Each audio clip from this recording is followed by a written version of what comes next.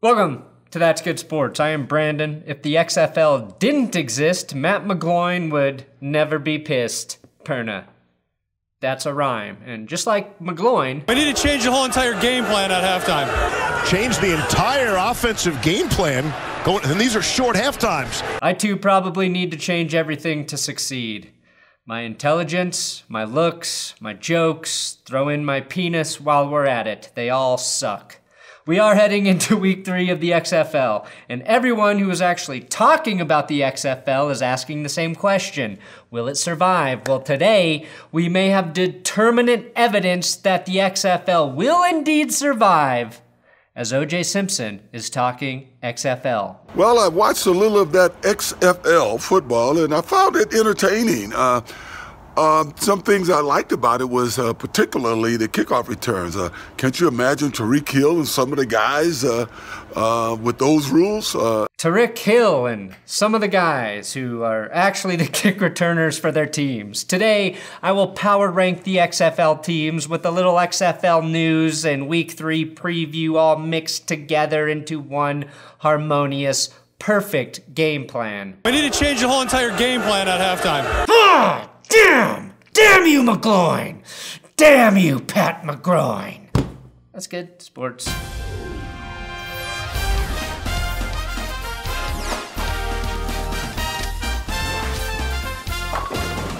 Please consider subscribing to this YouTube channel for continued football coverage. If you're already subscribed, then break into your grandparents' email.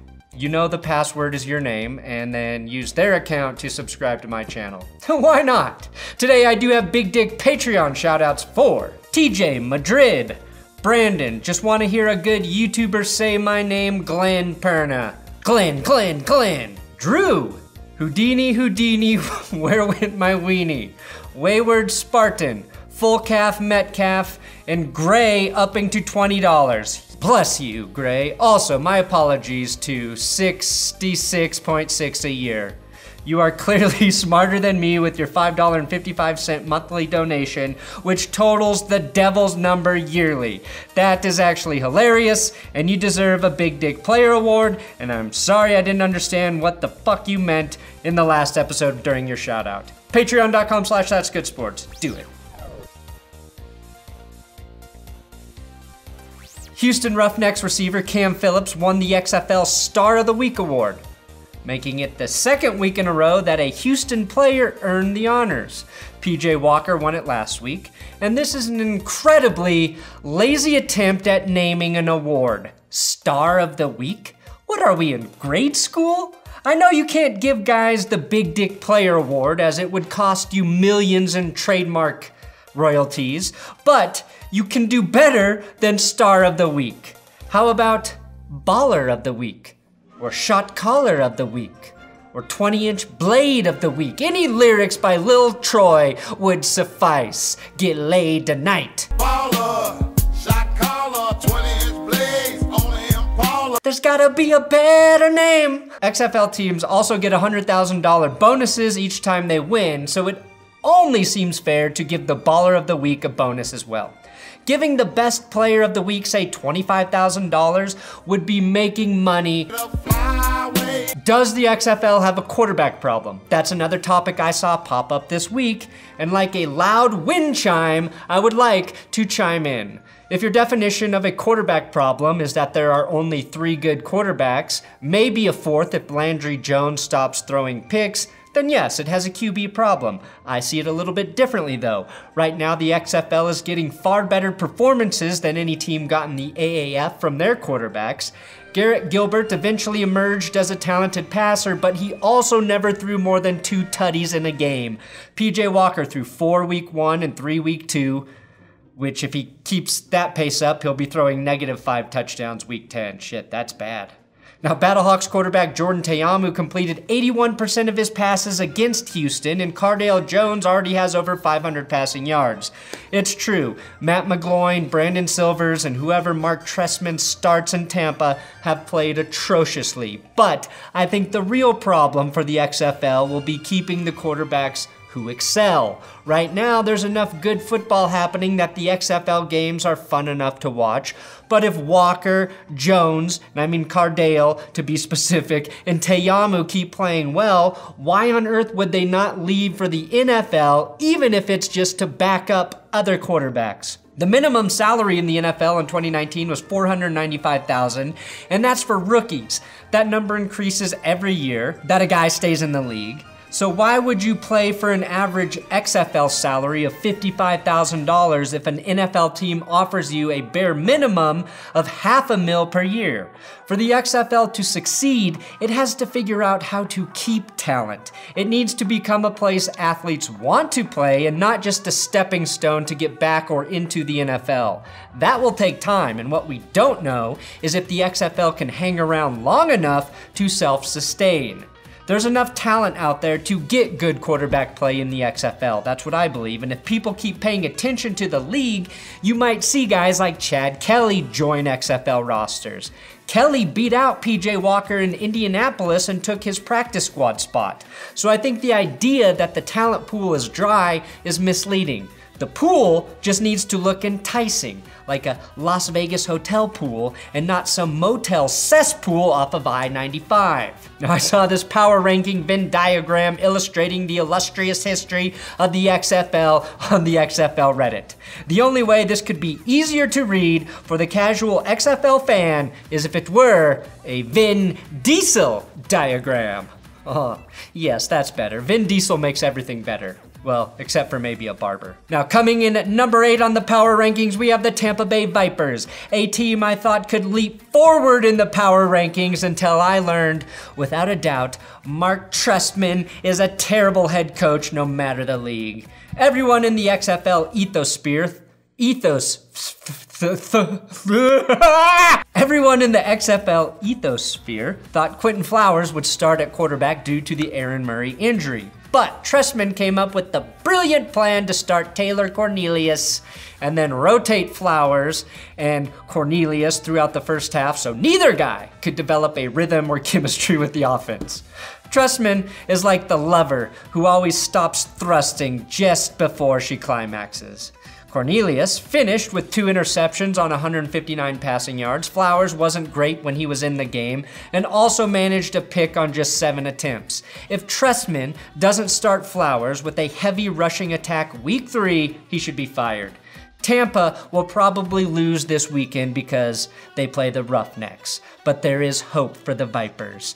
They have 2 good running backs in Jaquiez Patrick and Davion Smith who helped Tampa accumulate the second most rushing yards at 141 last weekend. The Renegades had the most with 154 and won despite 3 turnovers. So running the ball, still important in the XFL, proving Trestman all he needs to do is start his quarterback/running back in Flowers and make the run a threat every play and only throw when it feels right, like the Titans in the playoffs. Number 7, it's the New York Guardians, and they're lucky to not be dead last on this list. They had the worst performance of the weekend, scoring 0 points, and the only thing Matt McGloin did at an elite level was point his fingers. PowerPoint. The Guardians converted 1 of 11 third downs, turned the ball over 3 times, and saw their quarterback net a 10.1 QB rating. Their defense went from leading the league with 5 sacks week 1 to getting 0 sacks against the defenders. Now, I would start Marquise Williams this weekend and prepare to lose to the Battlehawks. Number 6, we have the LA Wildcats. They moved up from the bottom spot last week because they somehow managed to improve their defense after trading away their defensive captain. And I criticized head coach Winston Moss for having too much power, but after seeing him sit on the sideline calling plays like this during the game, I take back every bad thing I ever said about this badass man. If Elijah Hood doesn't lose 2 fumbles against the Renegades, maybe the Wildcats win, and maybe I don't recognize his name as almost Elijah Wood and nickname him Ghetto Frodo. Number 5, it's reluctantly the Seattle Dragons. I wanted to put the Wildcats ahead of Seattle because I don't think Brandon Silvers is good, and Josh Johnson should help the Wildcats to some wins. The only reason the Dragons beat Tampa Bay is because the Vipers threw 3 picks. The Dragons were lucky to get that win and will probably get annihilated by the Renegades this weekend. who are my number 4 team, the Dallas Renegades, led by Landry Jones, the quarterback least like a Renegade on any roster. I do think the Wildcats can upset the Defenders this upcoming weekend, and I think the Renegades can upset the Roughnecks the following weekend. Dallas didn't have the start they wanted to this season, but Cameron Artis-Payne emerged as maybe the best running back in the XFL. Landry Jones was only sacked twice. Knowing how slow Landry is, and pairing that with Payne's 99 rushing yards, I'd say the Renegades also have a pretty solid offensive line, and I think that might go a long way in the XFL. And I'm most curious to see how Landry Jones plays with a game under his belt, which that belt was never used for devious pleasures. Coming in at number 3, it's the St. Louis Battlehawks. Jordan Ta'amu is flying under the radar due to the popularity of Cardale Jones and the amazing play from PJ Walker. But Ta'amu is completing the highest percentage of his passes after 2 games at 78.1, and like Walker, makes plays with his legs when needed. St. Louis has the most potential to develop this season. There's a lot of talent on that offense with 2 NFL seasoned running backs and Matt Jones and Christine Michael, the best slot receiver in the league in DeMornay Pearsonell, and 2 wideouts emerging as viable threats in LaDamian Washington and Alonzo Russell. I think that group is only second to DC's ball catchers right now. Number 2, no change here, it's the Roughnecks. Suck it. Not an easy choice, as I had to pick between winning against a quality opponent or total domination. The Necks that are not smooth beat a quality opponent in the Battlehawks, but I thought DC's performance was more impressive overall.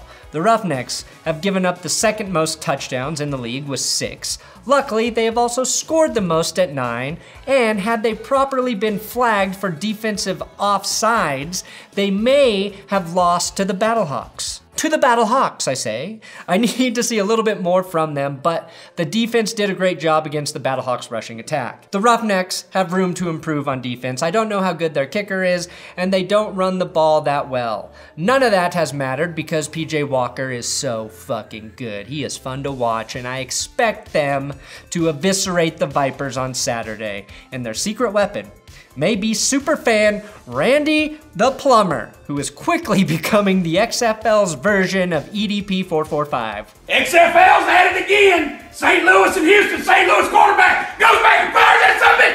Jeremiah Johnson picks it out of thin fucking air! And he's like, I got the fucking grocery, son! Get the fuck out of my way! I'm going to the fucking house! They finally get him on the damn ground! About the 7-yard line! Quarterback saying, throw a flag! Throw a flag! For what? For what? Getting your ass beat? They don't throw flags for getting your ass whooped! Which leaves number 1 for the 2nd week in a row, the DC Defenders. DC and Houston are the best teams in the league. They really are a 1A and 1B sort of situation. But here's what I like about the Defenders. I think they are the best overall team on all 3 phases. Offense, defense, and special teams. That's what they call complete football. And even though PJ Walker, again, is the most exciting quarterback in the league, it's hard to say that he's hands down better than Cardale Jones right now. We need a bigger sample size to determine that, and unfortunately, we don't get to see a Defenders Roughnecks game until week 7. Plus, receiver Rashad Ross is ready to unleash a vengeance game on the Wildcats. He tweeted, "I'm not about to do a lot of talking, but how LA did me? This game is personal and they gotta feel me. Hashtag on my daddy rocket emoji."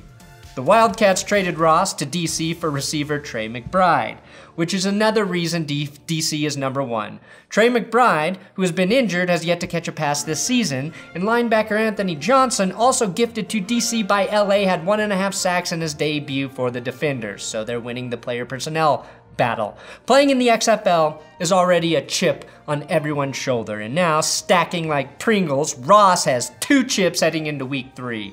Maybe McBride turns out to be great, but right now, had LA kept Ross and Nelson Spruce, they could have 2 of the top ball catchers in the league. And the Defenders, like every other team, seem to suck at converting their extra point attempts, which is a big problem for the XFL. It's not working. On 19 attempts this last weekend, only 4 attempts were successful. The Battlehawks, Defenders, and Roughnecks combined for 11 touchdowns, which means they attempted 11 point afters and only converted on 1. Those are 3 of the best teams in the league, and they could only convert 1 extra point play. That shit is broken, and I think teams need to start just going for 2 and 3 points, as there seems to be no advantage for trying from the 2-yard line. So again, I'm just here to help the game get better. Thanks for watching another episode of That's Good Sports. Please, again, subscribe here on YouTube. I'm on Twitter, Instagram, @BrandonPerna, if you want to follow me on those bullshits.